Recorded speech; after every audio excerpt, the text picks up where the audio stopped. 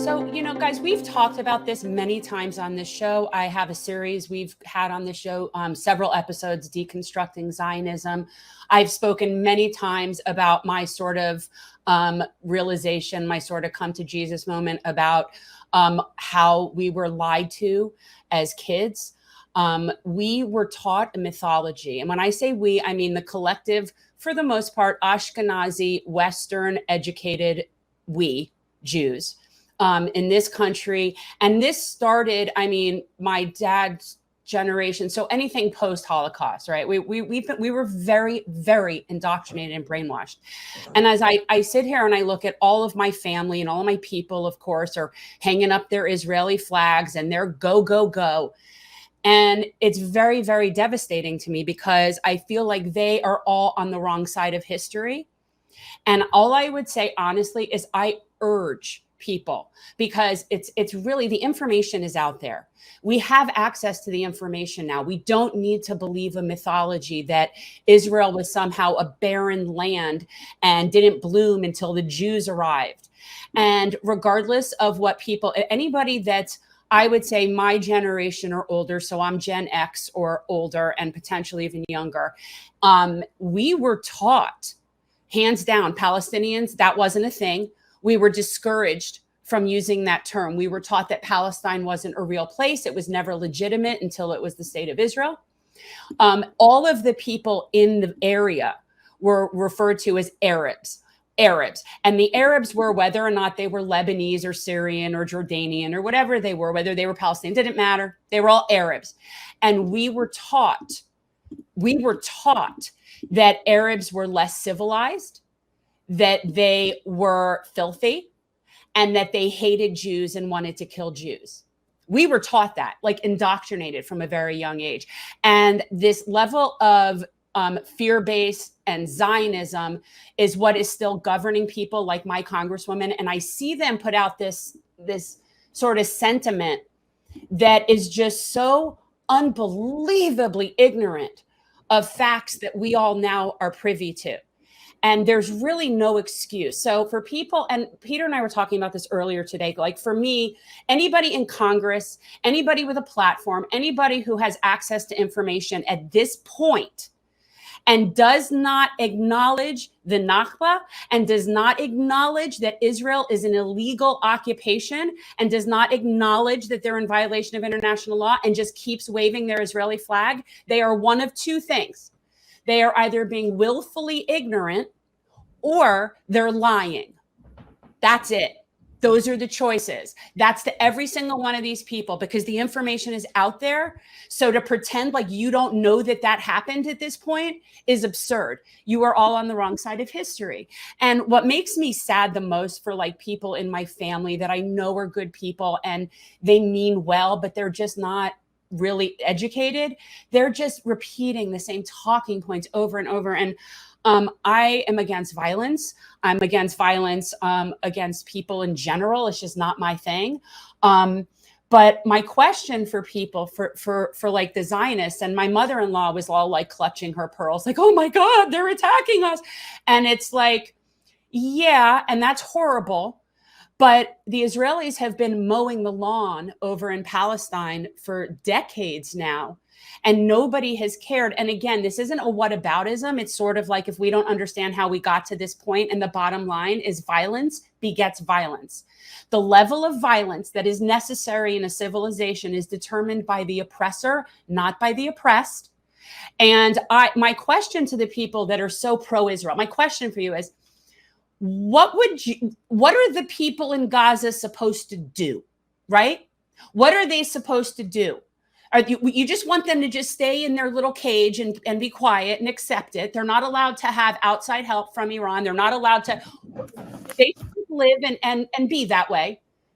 And for people like to not see this as equivalent to what we did to the Native Americans, how we treated Black people and slaves, and how I don't understand how they don't see the equivalency.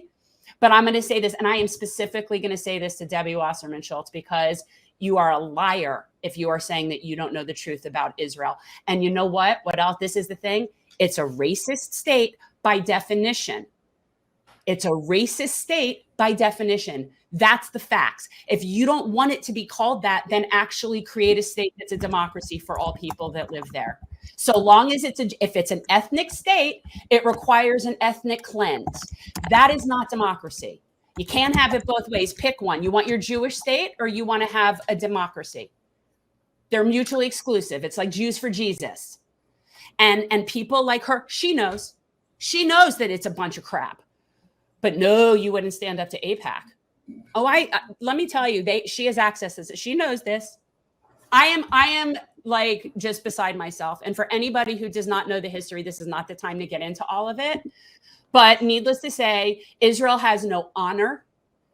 Israel does not understand proportionate response. Israel is bullies. They are basically like a meaner version than we are with the natives. So it'd be like, let's build electric fences about our indigenous reservations and start policing them as they come in and out. So it's not only putting the natives on reservations, it's then policing them in fencing.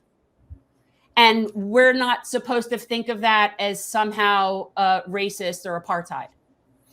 Yeah, the problem, of course, no, it's not. And again, it's a much more serious issue. You, of course, are, as you've pointed out many times, and why this becomes a lot more relevant with your voice is because you are a Jewish woman from the second biggest Jewish settled area in the country, and frankly, the world, North Miami Beach, Florida.